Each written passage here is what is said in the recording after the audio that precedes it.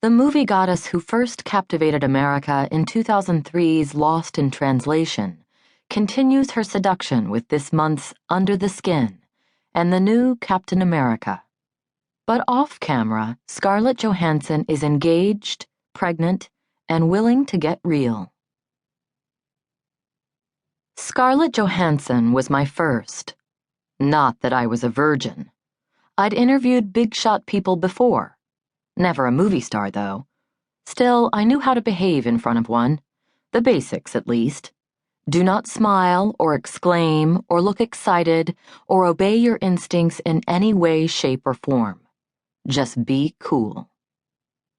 I entered the Jewel Suite of the New York Palace Hotel on Madison Avenue to catch the last hour of the Scarlett Johansson Vanity Fair cover shoot on a Monday afternoon in late January.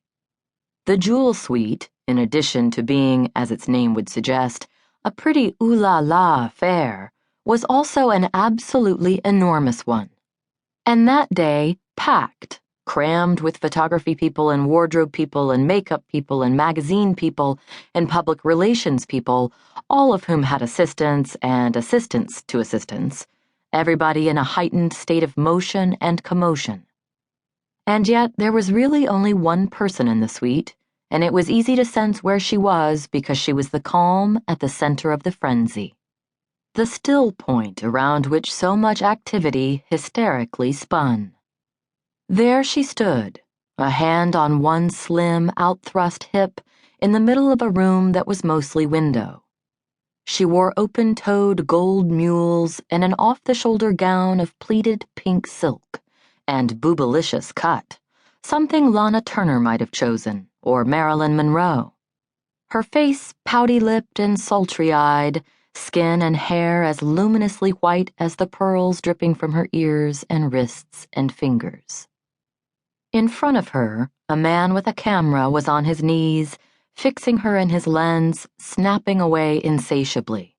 On either side of her and behind her, the buildings of Midtown surged up out of the ground and into the heavens in ecstatic phallic salute, as they should have. She looked ravishing, radiant, sublime, good enough to eat. And as I joined the small throng that had gathered to watch, throwing subtle elbows to secure a better position, I realized that I was acting the opposite of cool, that I was acting totally and completely gaga.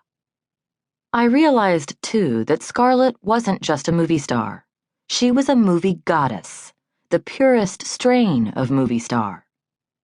You know what I discovered happens when you're around a movie goddess made up to suggest movie goddesses past in the throes of a cover shoot, i.e., a movie goddess at the ne plus ultra of her movie goddessdom? You become a man, even if you're not one. You gawk, you gape, you leer. But then you're only doing what you're supposed to do, what she intends you to do. She's seducing the camera, and thus, by extension, you, since you, again by extension, are on the other end of that camera. It's sex between intimates and it's sex between strangers. It's sex in public and it's sex in the mind. You can't resist her, and she knows it without ever acknowledging that she knows it.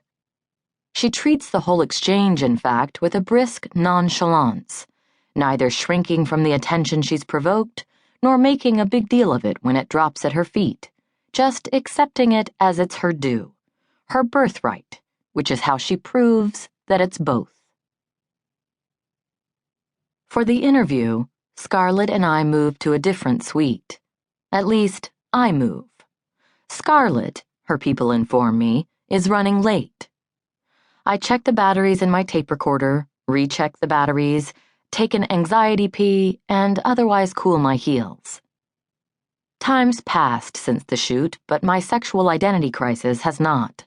I still feel male and sleazy, though male and sleazy in a different way.